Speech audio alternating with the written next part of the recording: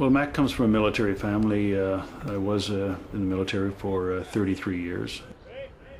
My four sons, Peter, Philip, James, and Matt, all joined the military.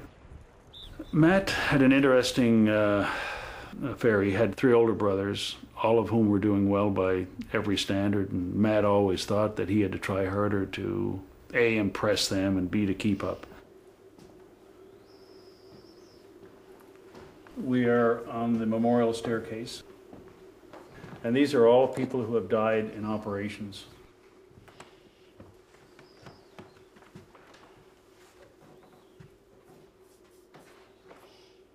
Very frequently I come by, and there are a couple of approaches you can take to grief, I think. And you know what, at the end of the day, I don't want to forget them.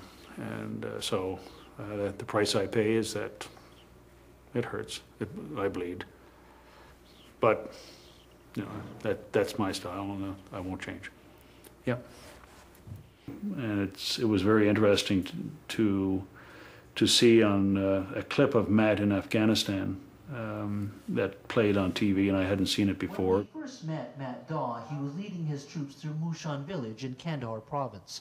It was on patrols like this he felt he was making a difference. And I watched my three sons watch him, thinking, wow. And I think they were all sort of thinking that he was as good, if not better, than any of them. And it was quite a thing to see. So as the younger brother, I think they think that they didn't take him quite as serious as they needed to. But you know what? That's life. And he came through anyway, big time. Thank you for joining us. On the same day, MPs are debating a proposed 2-year extension of Canada's mission in Afghanistan. He wants to extend the mission by 2 years. That announcement came just before MPs began debating whether to keep our troops in Afghanistan for 2 more years. You don't commit like that without having some assurance of an exit plan. If you fail to say to NATO, we will be gone, then you create no incentive, no demand within NATO to begin to line up alternative troops. By the smallest of margins, MPs voted to support his proposal. I remember thinking, this is a mistake.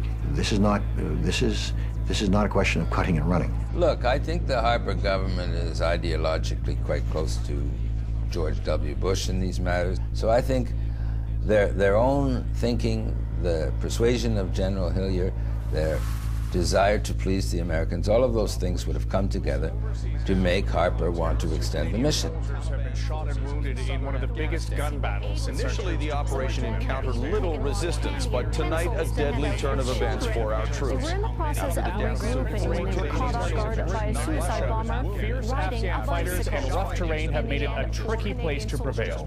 While no one is talking defeat tonight, it is now clear the Taliban threat is much stronger than our military planners knew as well. 37 Canadian soldiers have died since the mission began.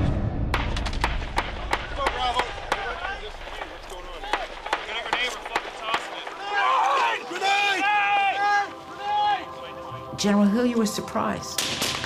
There was, frankly, no NATO government that really anticipated how quickly this insurgency would explode. But bear in mind, when we first went there was nothing like the intensity of the combat that there is today. There was nothing like, if I could call, the Iraqization of the mission by the use of IEDs. Okay! Launch your flag! I was pretty shocked at how quickly the casualties mounted. Get down here! I don't think that they expected that they would be involved in a grinding, day-in, day-out insurgency.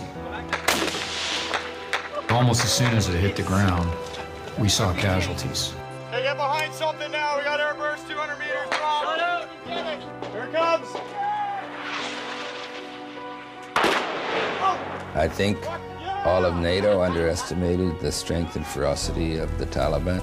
They've turned out to be more willing to die than had originally been thought.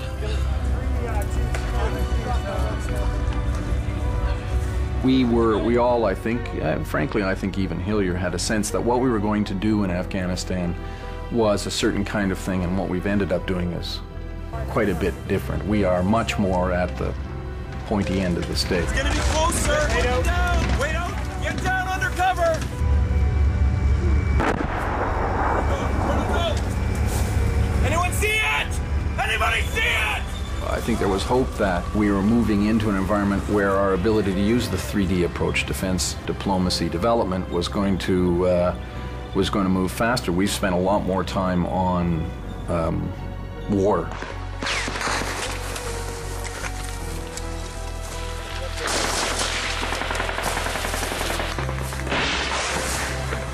Yeah, that was an RPG. These are not decisions which are taken lightly. And when you go to Trenton, as an example, as I have, and you sit and talk to the families of fallen soldiers, you realize just how great the sacrifice those young people have made, the families have made.